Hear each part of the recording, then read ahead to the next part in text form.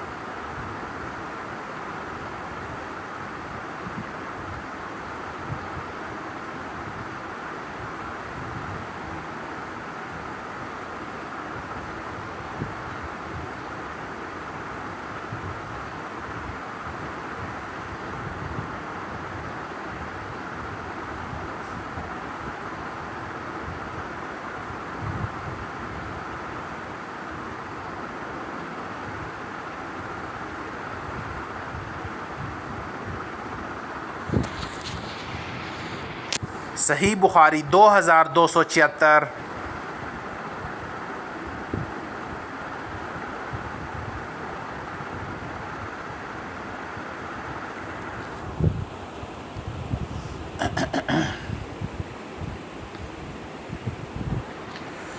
مسلم کی بعض روایتوں میں ہے کہ دم کرنے والے سیدنا ابو سعید خدری رضی اللہ عنہ ہی تھے۔ مسلم اور نسائی میں حدیث ہے کہ رسول اللہ صلی اللہ علیہ وسلم کے پاس ایک مرتبہ جبرائیل علیہ السلام بیٹھے ہوئے تھے کہ اوپر سے ایک زوردار دھماکے کی آواز آئی۔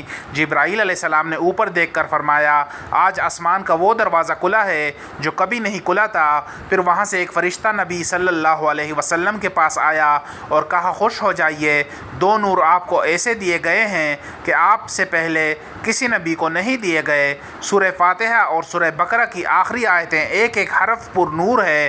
صحیح مسلم 806۔ صحیح مسلم میں سیدنا ابو ہریرہ رضی اللہ عنہ سے روایت ہے کہ رسول اللہ صلی اللہ علیہ وسلم نے فرمایا جو شخص اپنی نماز میں ام القرآن نہ پڑھے اس کی نماز ناقص ہے، پوری نہیں ہے۔ سیدنا ابو ہریرہ رضی اللہ عنہ سے پوچھا گیا کہ جب امام کے پیچھے ہوں تو فرمایا پھر بھی چپکے پڑھ لیا کرو، میں نے رسول اللہ صلی اللہ علیہ وسلم سے سنا ہے۔ آپ صلی اللہ علیہ وسلم فرمایا کرتے تھے کہ اللہ تعالیٰ کا فرمان فرمان ہے کہ میں نے نماز کو اپنے اور اپنے بندے کے نصف کے درمیان نصف میں نے نماز کو اپنے اور اپنے بندے کے نصف کر دیا ہے، اور میرا بندہ مجھ سے جو مانگتا ہے میں دیتا ہوں۔ جب بندہ کہتا ہے الحمدللہ رب العالمین تو اللہ تعالیٰ فرماتا ہے حمدنی عبدی، میرے بندے نے میری تعریف کی۔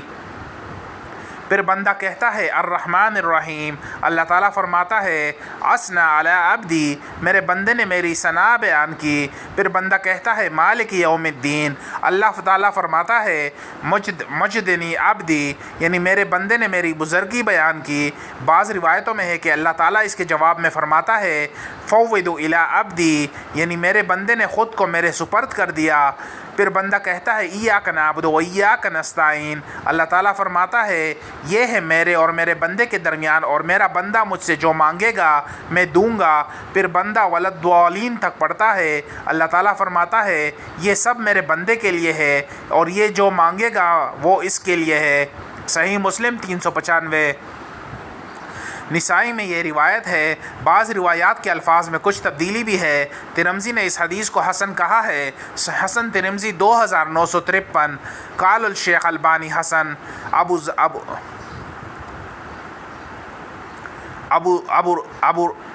ابو رضع نے اسے صحیح کہا ہے۔ مسند احمد میں بھی یہ حدیث مطول موجود ہے۔ مسند احمد 282 جلد 2۔ اس کے راوی سیدنا ابی بن کعب رضی اللہ عنہ ہیں۔ ابن جریر کی ایک روایت میں حدیث کے یہ الفاظ بھی ہیں کہ اللہ تعالیٰ فرماتا ہے یہ میرے لیے ہے اور جو باقی ہے وہ میرے بندے کے لیے ہے۔ تفسیر ابن جریر الطبری 224 حسن۔ یہ حدیث غریب ہے۔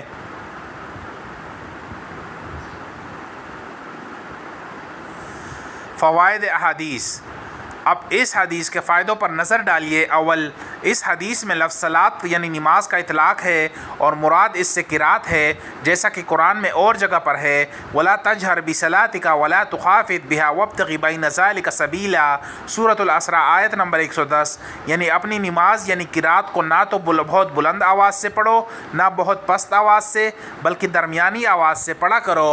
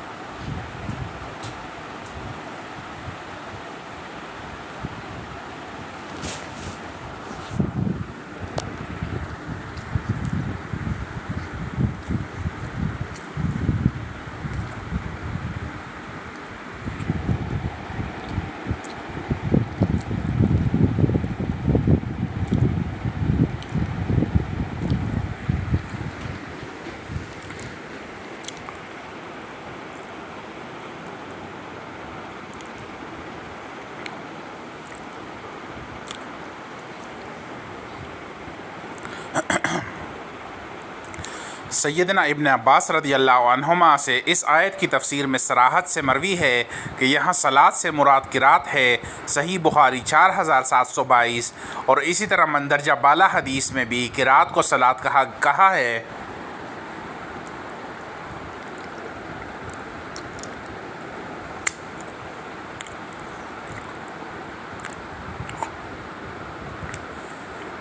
اس سے نماز میں قرات کی جو عظمت ہے وہ معلوم ہوتی ہے اور ظاہر ہوتا ہے کہ قرات نماز کا اعلیٰ رکن ہے۔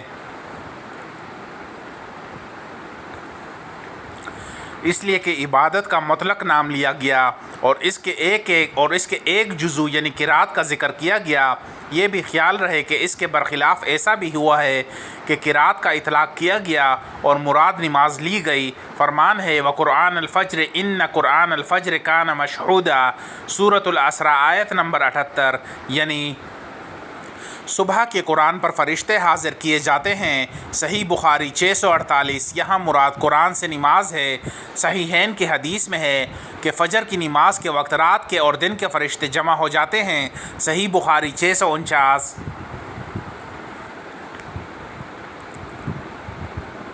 ان آیات و احادیث سے یہ بھی معلوم ہوا کہ نماز میں قرات کا پڑھنا ضروری ہے اور علماء کا بھی اس پر اتفاق ہے۔ دوم، اس میں اختلاف ہے کہ نماز میں سورہ فاتحہ کا پڑھنا ہی ضروری ہے یا قرآن میں سے جو کچھ پڑھ لے وہی کافی ہے۔ امام ابو حنیفہ رحمہ اللہ اور ان کے ساتھی وغیرہ تو کہتے ہیں کہ اسی کا پڑھنا متعین نہیں بلکہ قرآن میں سے جو کچھ پڑھ لے گا کافی ہوگا۔ ان کی دلیل آیت فَقْرَؤْا مَا تَيَسَّرَ مِنَ الْقُرْآنِ سورۃ المدثر آیت نمبر 20 ہے، یعنی قرآن میں سے جو آسان ہو پڑھ لو، اور صحیحین کی حدیث ہے جس میں ہے کہ نبی صلی اللہ علیہ وسلم نے ایک شخص کو جو نماز جلدی جلدی پڑھ رہا تھا فرمایا جب تو نماز کے لیے کھڑا ہو تو تکبیر کہہ، پھر جو قرآن میں سے تجھے آسان نظر آئے پڑھ۔ صحیح بخاری 757۔ وہ کہتے ہیں کہ نبی صلی اللہ علیہ وسلم کا اس شخص کو یہ فرمانا کہ سورہ فاتحہ کا تعین نہ کرنا بتا رہا ہے جو کچھ قرآن پڑھ لے کافی ہے۔ دوسرا قول یہ ہے کہ سورہ فاتحہ ہی کا پڑھنا ضروری ہے اور اس کے پڑھے بغیر نماز نہ ہوگی۔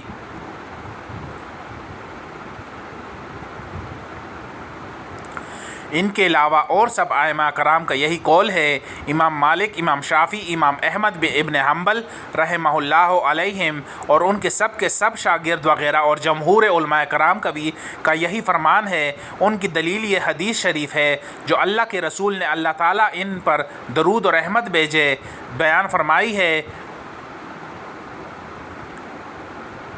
کہ جو شخص نماز پڑھے خواہ کوئی نماز ہو اور اس میں القرآن نہ پڑھے وہ نماز ناقص ہے، پوری نہیں۔ صحیح مسلم 395۔ اسی طرح ان بزرگوں کی یہ دلیل بھی ہے جو صحیحین میں سیدنا عبادہ بن صامت رضی اللہ تعالی عنہ سے مروی ہے کہ رسول اللہ صلی اللہ علیہ وسلم نے فرمایا جو شخص سورہ فاتحہ کو نہ پڑھے اس کی نماز نہیں ہے۔ صحیح بخاری 756۔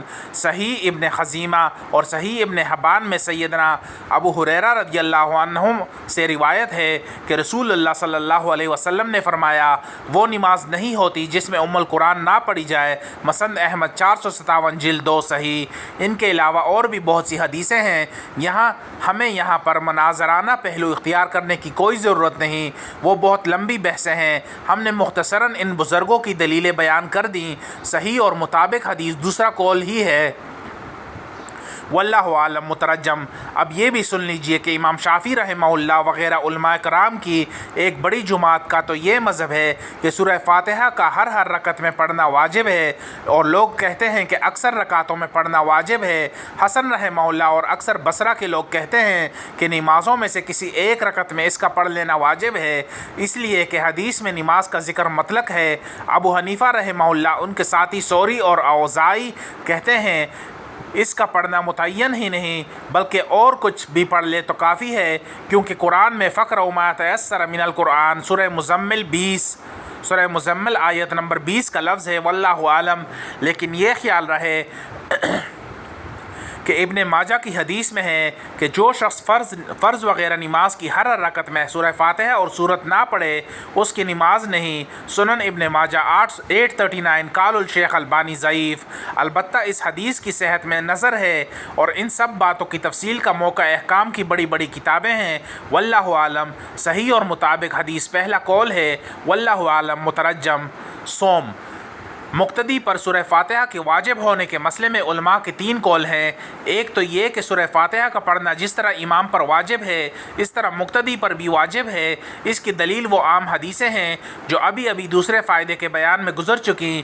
دوسرا یہ کہ سرے سے مقتدی کے ذمہ قرات واجب ہی نہیں، نہ یہ صورت، نہ کچھ اور، نہ جہری نماز میں، نہ سری نماز میں۔ ان کی دلیل مسند احمد کی یہ حدیث ہے کہ جس میں ہے نبی صلی اللہ علیہ وسلم نے فرمایا جس کا امام ہو تو امام کی قرات اس کی قرات ہے، جس کا امام ہو تو امام کی قرات اس کی قرات ہے۔ سنن ابن ماجہ 850 قال الشیخ زبیر علی زئی ضعیف، لیکن یہ روایت ضعیف ہے اور یہ خود سیدنا جابر رضی اللہ عنہ کے قول سے مروی ہے۔ گو اس مرفوع حدیث کے سند بھی ہیں لیکن کوئی سند صحیح نہیں، واللہ عالم۔ تیسرا قول یہ ہے کہ جن نمازوں میں امام آہستگی سے قرات پڑھے ان میں تو مقتدی پر قرات واجب ہے، لیکن جن نمازوں میں اونچی قرات پڑھی جاتی ہے ان میں واجب نہیں۔ ان کی دلیل صحیح مسلم والی حدیث ہے جس میں ہے کہ امام اس لیے مقرر کیا گیا کہ اس کی اقتداء کی جائے، اس کی تکبیر سن کر تکبیر کہو اور جب وہ پڑھے تو تم چپ رہو۔ صحیح مسلم 404 سنن میں بھی یہ حدیث ہے۔ امام مسلم نے اس کی تصحیح کی ہے۔ امام شافعی کا پہلا قول بھی یہی ہے اور امام احمد سے بھی ایک روایت ہے صحیح اور مطابق حدیث اول قول ہے۔ ابو داؤد، ترمذی، نسائی وغیرہ میں حدیث ہے کہ رسول اللہ صلی اللہ علیہ وسلم نے اپنے مقتدیوں کو فرمایا کہ تم سوائے سورۃ فاتحہ کے اور کچھ نہ پڑھو، اس کے پڑھے بغیر نماز نہیں ہوتی۔ سنن ابو داؤد 824 قال الشیخ البانی صحیح بالشواہد مترجم۔ ہماری غرض ان مسائل کو یہاں پر بیان کرنے سے یہ ہے کہ سورہ فاتحہ کے ساتھ احکام کا جس قدر تعلق ہے کسی اور سورت کے ساتھ نہیں۔ مسند بزار میں حدیث ہے نبی صلی اللہ علیہ وسلم فرماتے ہیں جب تم بستر پر لیٹو اور سورہ فاتحہ اور سورہ قل هو اللہ پڑھ لو تو موت کے سوا ہر چیز سے امن میں آ جاؤ گے۔ سلسلۃ احادیث ضعیفہ البانی 5062۔ اعوذ باللہ کی تفسیر اور اس کے احکام قرآن پاک میں ہے خذ العفو وامر بالعرف واعرض عن الجاہلین واما ینزغنک من الشیطان نزغ فاستعذ باللہ انہ السمیع العلیم۔ سورۃ الاعراف 199 سے 200۔ یعنی درگزر کرنے کی عادت رکھو، بلائی کا حکم کیا کرو اور جاہلوں سے منہ موڑ لیا کرو۔ اگر شیطان کی طرف سے کوئی وسوسہ آ جائے تو اللہ تعالیٰ سننے والے جاننے والے کے ذریعے پناہ طلب کر لیا کرو۔ اور جگہ فرمایا ادفع باللتی ہی احسن السیئۃ ونحن اعلم بما یصفون وقل رب اعوذ بک من همزات الشیاطین واعوذ بک رب ان یحضرون۔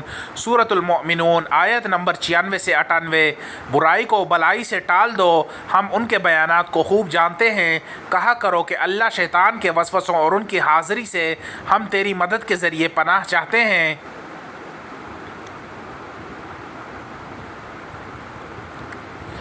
اور جگہ ارشاد ہوتا ہے ادفع باللتی ہی احسن فاذا الذی بینک وبینہ عداوۃ کانہ ولی حمیم۔ سورہ فصلت آیت نمبر 34 سے 36۔ یعنی بلائی کے ساتھ دفع کرو، تم میں اور جس دوسرے شخص میں عداوت ہوگی وہ ایسا ہو جائے گا جیسے دلی دوست۔ یہ کام صبر کرنے والوں اور نصیب والوں کا ہے۔ جب شیطانی وسوسہ آ جائے تو اللہ تعالیٰ سننے والے اور جاننے والے کے ذریعے پناہ چاہو۔ یہ 3 آیتیں ہیں۔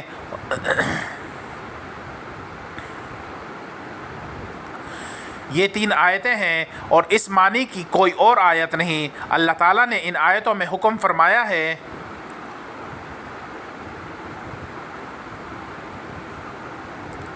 یہ 3 آیتیں ہیں اور اس معنی کی کوئی اور آیت نہیں۔ اللہ تعالیٰ نے ان آیتوں میں حکم فرمایا یہ 3 آیتیں ہیں اور اس معنی کی کوئی اور آیت نہیں۔ اللہ تعالیٰ نے ان آیتوں میں حکم فرمایا ہے کہ انسانوں میں سے جو تمہاری دشمنی کرے اس کی دشمنی کا علاج یہ ہے کہ اس کے ساتھ سلوک و احسان کرو تاکہ اس کی انصاف پسند طبیعت خود اسے شرمندہ کرے اور وہ تمہاری دشمنی سے نہ صرف باز رہے بلکہ تمہارا بہترین دوست بن جائے۔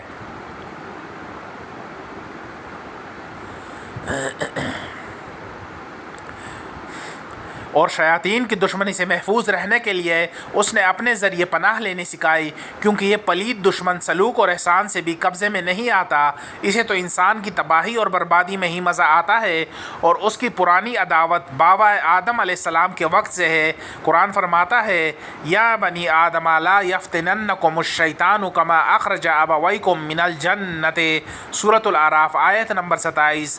اے بنی آدم دیکھو کہیں شیطان تمہیں بھی بہکا نہ دے جس طرح تمہارے ماں باپ کو بہکا کر جنت سے نکلوا دیا۔